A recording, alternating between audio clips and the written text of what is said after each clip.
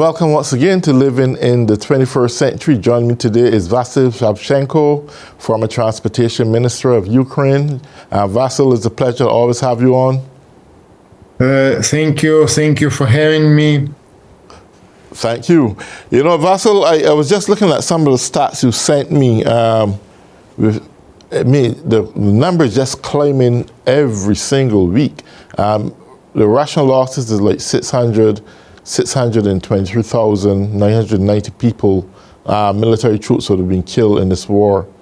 And I can't figure out what ideology or philosophical view would want to put its residents, its citizens, its people in so much bondage and losses of life just because they believe that two pieces of land, the Donbass and the Crimea, parcels of land is really theirs, and those residents of those two territories believe that who they had elected to represent them didn't get elected, so therefore they cry out to Russia, and Russia decides to start an uprising and launch an attack on Ukraine.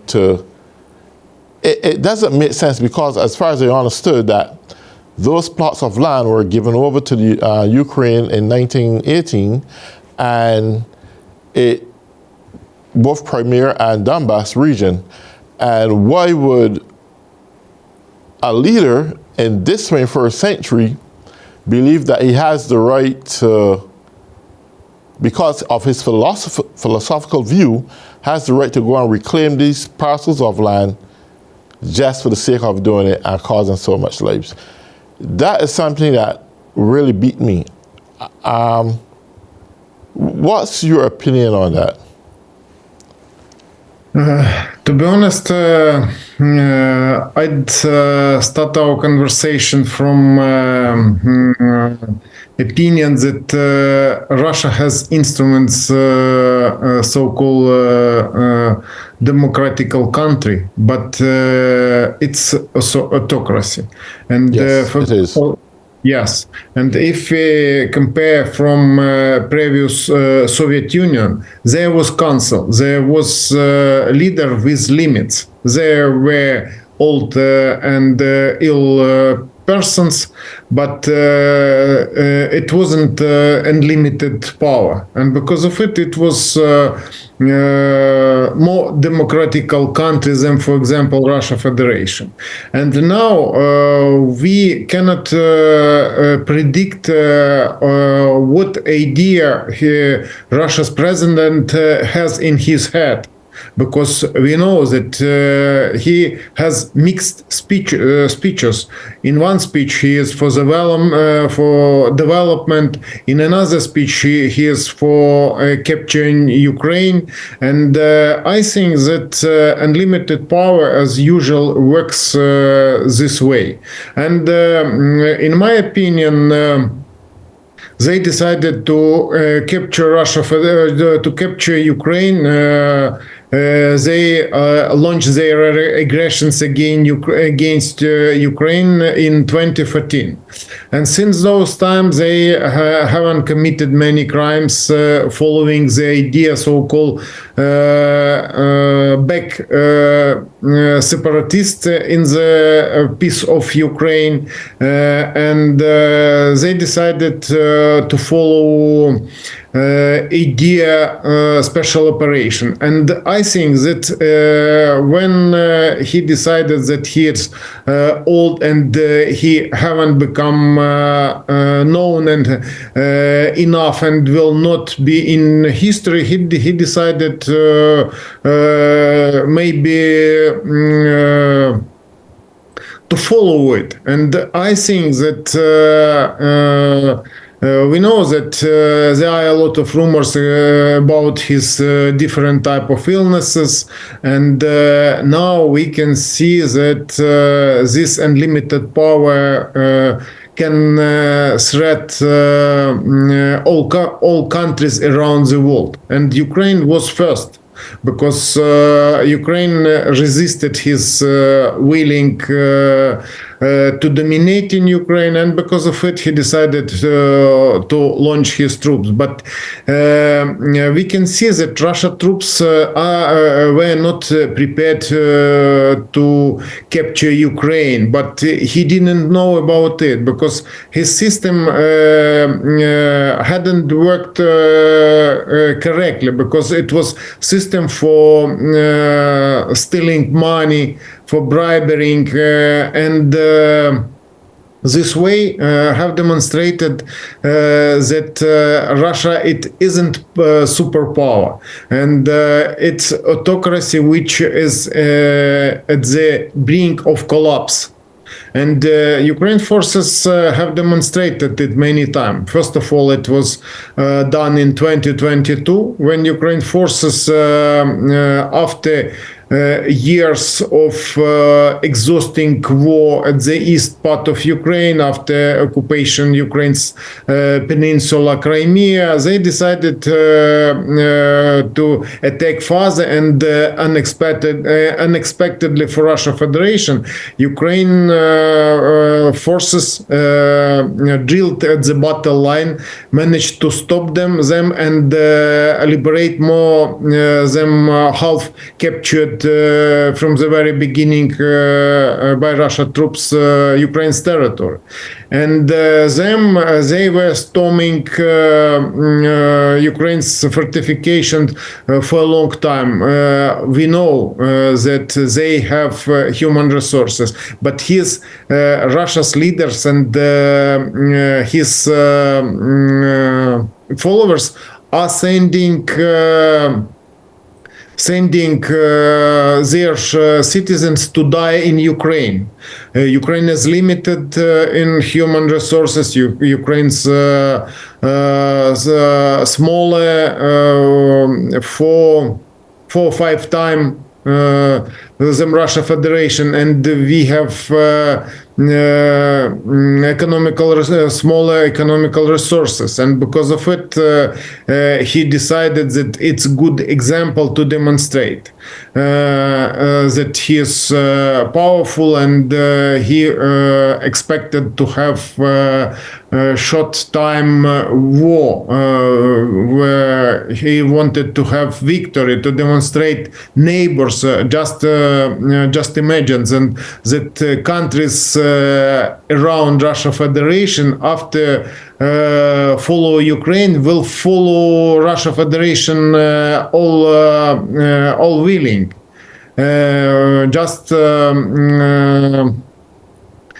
Just see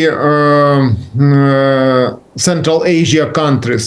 Now it have become transfer zones for sending to Ukraine goods which are under sanctions.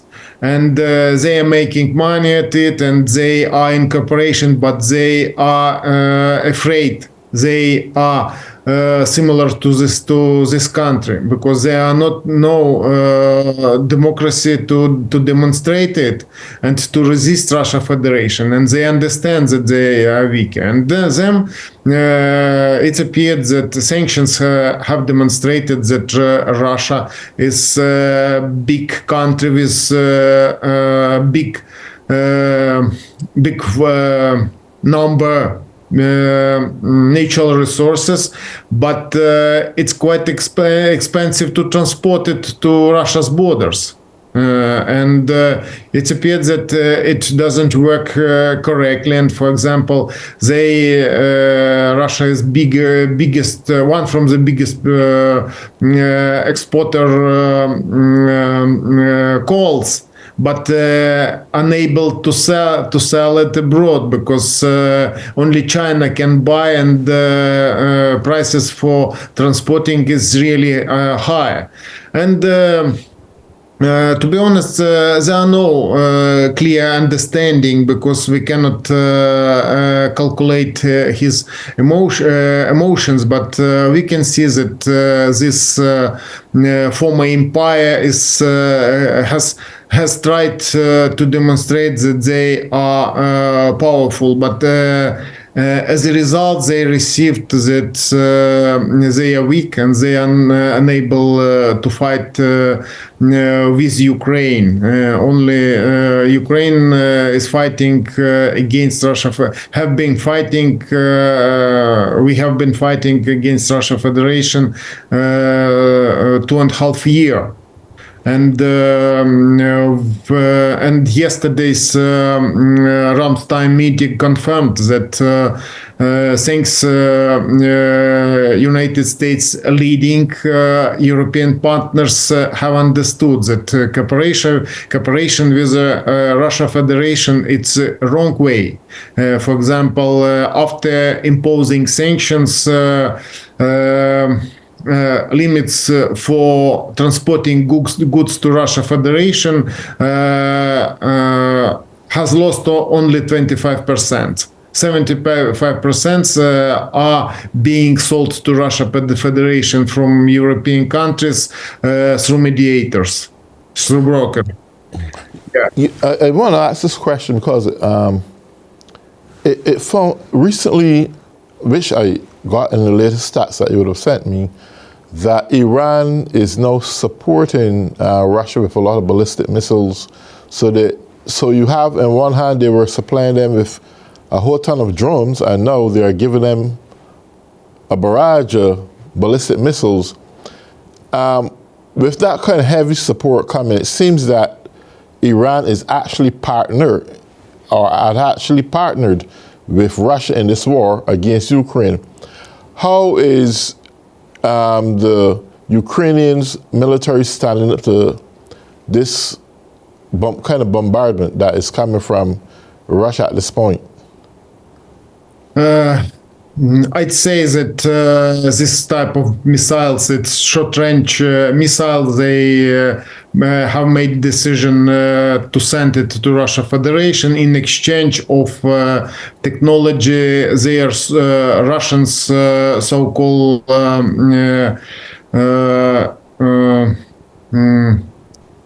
Mi-57 aircraft. It's so-called fifth generation aircraft technology, and in exchange they decided to send them ballistic missiles. But they have sent them thousands of drones. For example, today at night we had 67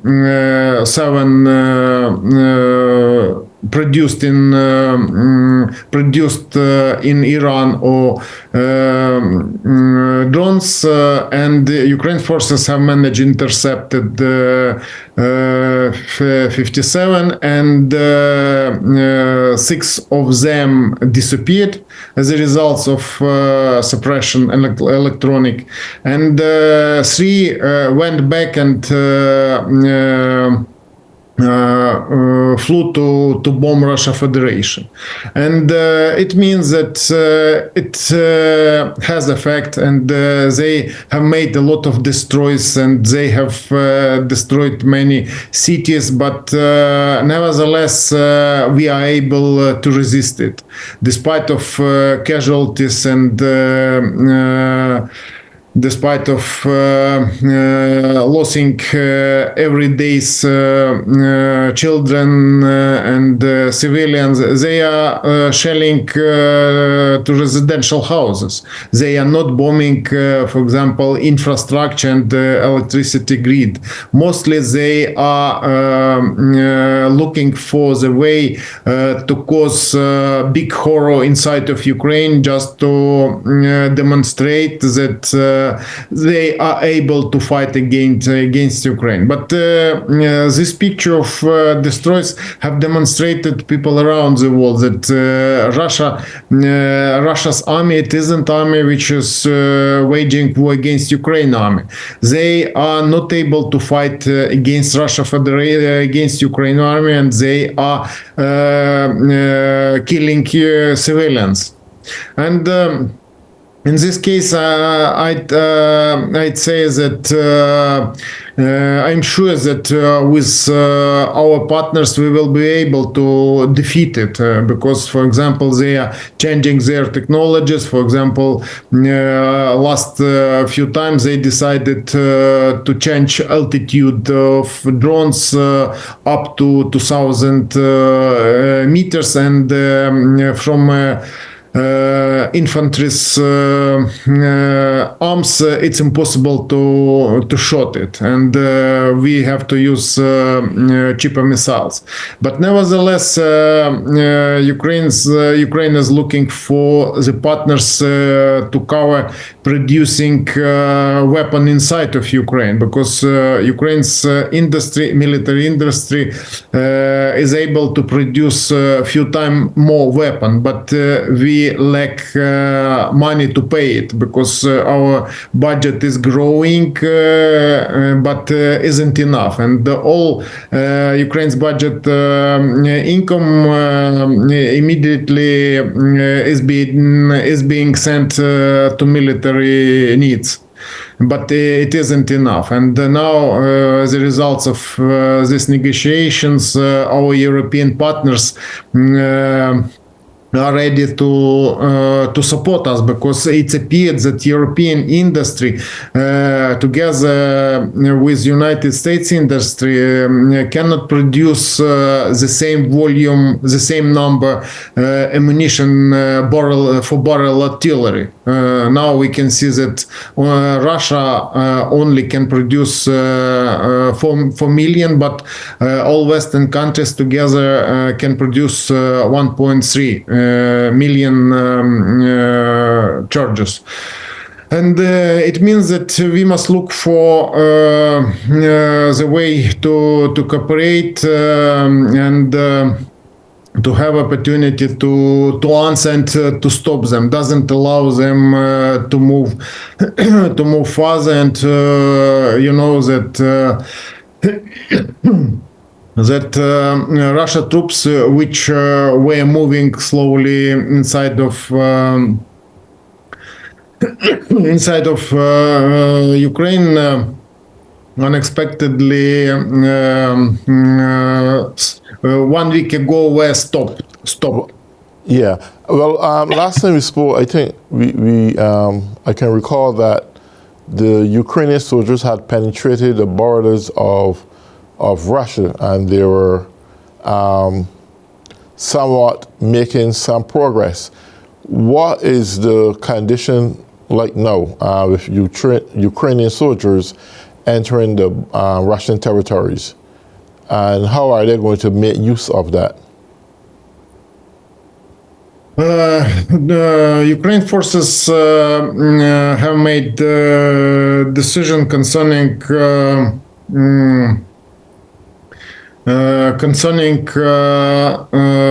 crossing the border just to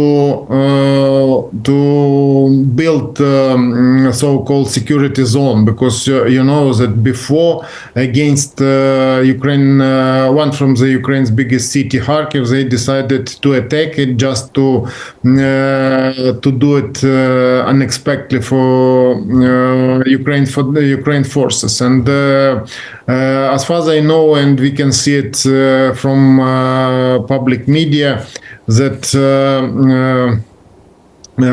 Ukraine forces decided to attack before Russians decided to gather their military troops and to make or to build security zone at Ukraine's territory, and their artillery would be closer to Ukraine cities. And this case allowed Ukraine forces to demonstrate that we can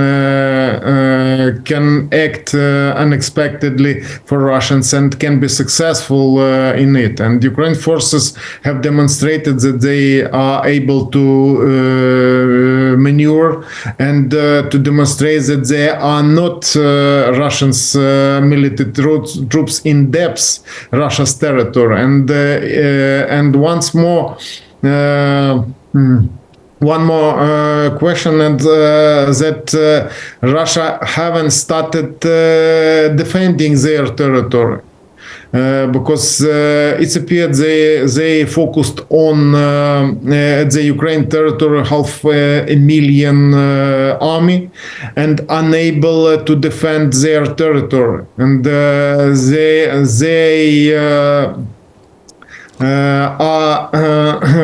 are able to demonstrate on only success, but it appeared it's embarrassed Russia's citizens. They have understood that they are not strong, that they are not able to defend their territory, and the Ukraine forces have demonstrated it. And now they are their new point of tensions, and Russians are not able to attack at the south of Ukraine, and have to withdraw troops. But it appears that they are not able to resist Ukraine forces. With that said, let me ask this question. Since the Ukrainians have a good foothold inside Russia, what can they do to put Russia at the mercies of Ukraine? I mean, if I am in someone's territory or in their house and their defense system and mechanisms are so weak, then I should be able to capitalize and make Russia my footstool. What Ukrainian plans would be once they are in that position now? I think they should be doing something to put Putin on the run. He can't defend himself in Ukraine and defend himself also at home because all his forces are out. So now Ukrainians are in Russia. Do you think there's any good strategic plans they have of bringing Russia to their feet from a different standpoint? But all depends on weapon, because Ukraine has drafted new soldiers, have drilled new brigades, but are limited in weapon. And we are holding, Ukraine forces and Ukraine's officials are holding negotiations concerning additional weapon, because we are limited in it, and because battle line is really long, and to hold it, Ukraine have to hold military troops at the line close to the border with Belarus, because you know that initially Russians stormed Ukraine's capital from Belarus's territory. And it means Ukraine have to spend money for holding military forces along Ukraine's border with Russia and Belarus. And then this kind of operation demand a lot of resources, and all depends on our industry. But you know that we are not able produce the number of artillery charges, missiles, technologies without support, because our economy doesn't work effectively, and you know that all we have we are spending for military needs. And in this case, I think that there are many plans. First of all, there is between Ukraine's territory and river at the Russia's territory are surrounded Russia's from 3 to 5,000 soldiers army. And it's surrounded by Ukraine forces, and they are not able to cross the border because Ukraine artillery have eliminated all bridges from this place, and they are surrounded. And I think that nearest future we will see will they try to break through, or will agree with Ukraine proposals to exchange for Ukraine's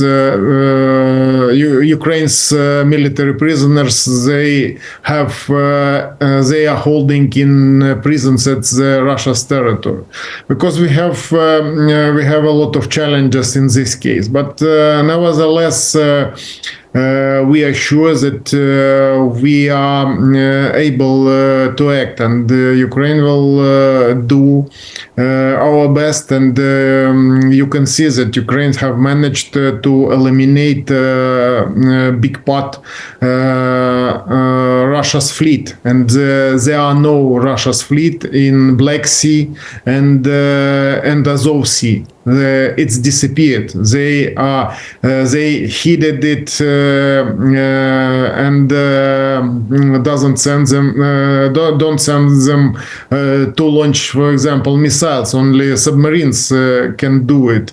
But Ukraine forces are holding these routes not only for Ukraine but for all countries which are located at the Black Sea shore. And it means that now it's under Ukraine's control, and there are a lot of routes, transport routes, where are operating United States backed company and United States company and United States interests, and we are providing security in Black Sea together. And then we can see that if Ukraine will have additional aircraft, because we have received only 5 aircraft, and from this aircraft, Ukraine forces have managed to launch long-range missiles, which have eliminated bridges. Beautiful. Well, yeah. Vasil, we come to the end of our program again. That time flies us by so quickly. I want to thank you for coming on today, and all those who have been tuning in or living in the 21st century. Have a blessed day.